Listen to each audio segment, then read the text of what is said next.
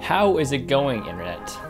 My name is Spanking Spatula, and you've been requesting this video for way too long without me doing anything about it. And that is how to record gameplay with your iPod Touch or iPhone. So let's learn about that. The first thing we're gonna need is an app called Filmic Pro. And that is because the camera app that's in the iPhone or iPod Touch already is fucking shit. And it changes exposure and focus while you're recording, and we don't want any of that going on. And this app allows you to lock it. So you set it once, it'll stay that way forever, so you don't have things going in and out of focus or things getting brighter and darker. It just saves it a lot of hassle. It's $5. It makes it actually work. Without this app, it looks like complete shit. In addition to the phone and the app, you need something to level the camera, like a tripod, and something to hold it to the tripod, like a roll of tape. Without these things, it won't work, so find something like a stack of books, stack of porno mags, you know, anything that you can do to get the same height, roughly, as a TV.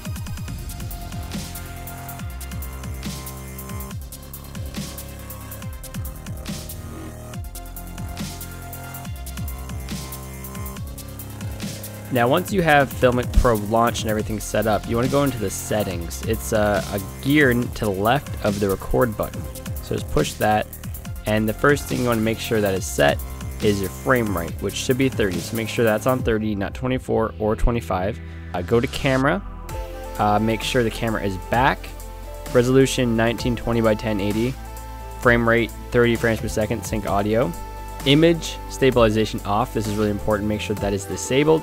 Reticle doesn't really matter, but I have mine on doubled. But the next thing you gotta worry about is advanced encoding. This is where we do all like the nitty gritty stuff. Video should be 32 megabits per second. Any higher, you'll fill up your phone in like 2 seconds. Any lower, it just looks like garbage. You want your audio to be 48 kilohertz compressed. Uncompressed, again, it just fills up really quick. Audio filter, I have mine standard.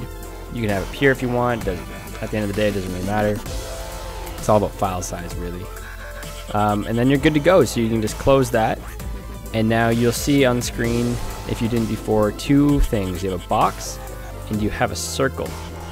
The box is for focus, so you can move that to a spot where you want to focus.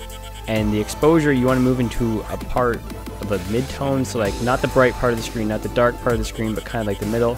And then you want to put the little reticle there, and then in the bottom left, you'll see a square and a circle icon, and you can push the circle icon and it goes red, and that means it's locked.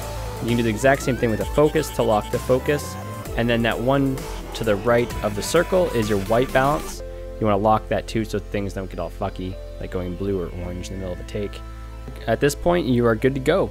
So you can hit the record button and do your gameplay.